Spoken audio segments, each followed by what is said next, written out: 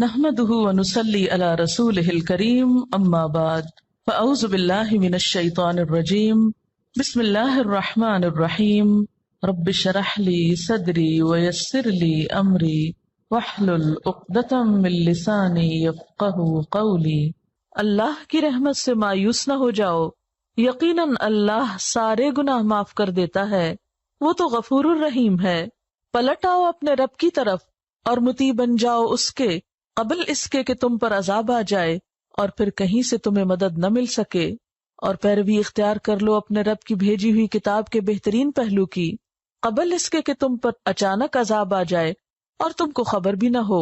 کہیں ایسا نہ ہو کہ بعد میں کوئی شخص کہے افسوس میری اس تقصیر پر جو میں اللہ کی جناب میں کرتا رہا، بلکہ میں تو الٹا مذاق اڑانے والوں میں شامل تھا، یا کہے کاش اللہ نے مجھے ہدایت بخشی ہوتی تو میں بھی متقی لوگوں میں سے ہوتا، یا عذاب دیکھ کر کہے کاش مجھے ایک موقع اور مل جائے اور میں بھی نیک عمل کرنے والوں میں شامل ہو جاؤں، اور اس وقت اسے یہ جواب ملے کہ کیوں نہیں، میری آیات تیرے پاس آ چکی تھیں، پھر تو نے انہیں جھٹلایا اور تکبر کیا اور تو کافروں میں سے تھا۔ آج جن لوگوں نے خدا پر جھوٹ باندھے ہیں، قیامت کے روز تم دیکھو گے کہ ان کے منہ کالے ہوں گے۔ کیا جہنم میں متکبروں کے لیے کافی جگہ نہیں ہے؟ اس کے برعکس جن لوگوں نے یہاں تقویٰ کیا ہے، ان کے اسباب کامیابی کی وجہ سے اللہ ان کو نجات دے گا، ان کو نہ کوئی تکلیف پہنچے گی اور نہ وہ غمگین ہوں گے۔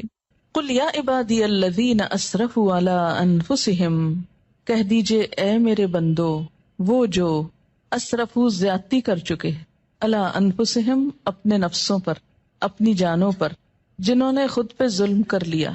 اسراف کہتے ہیں گناہوں کی کثرت اور اس میں بہت آگے نکل جانا، یعنی بڑے بڑے گناہ کر بیٹھے۔ ان سے بھی کیا کہا جا رہا ہے؟ لا تقنطوا من رحمت اللہ، اللہ کی رحمت سے مایوس نہ ہو۔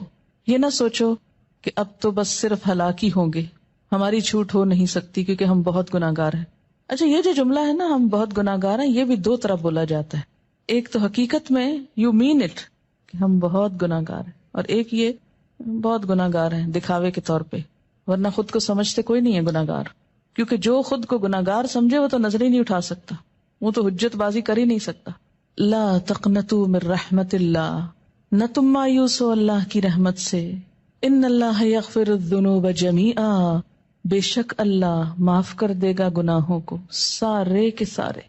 اس آیت میں یہ ہے نا کہ اللہ معاف کر نہیں سکتا، فرمایا نہیں کر سکتا ہے، کر دے گا، کرے گا۔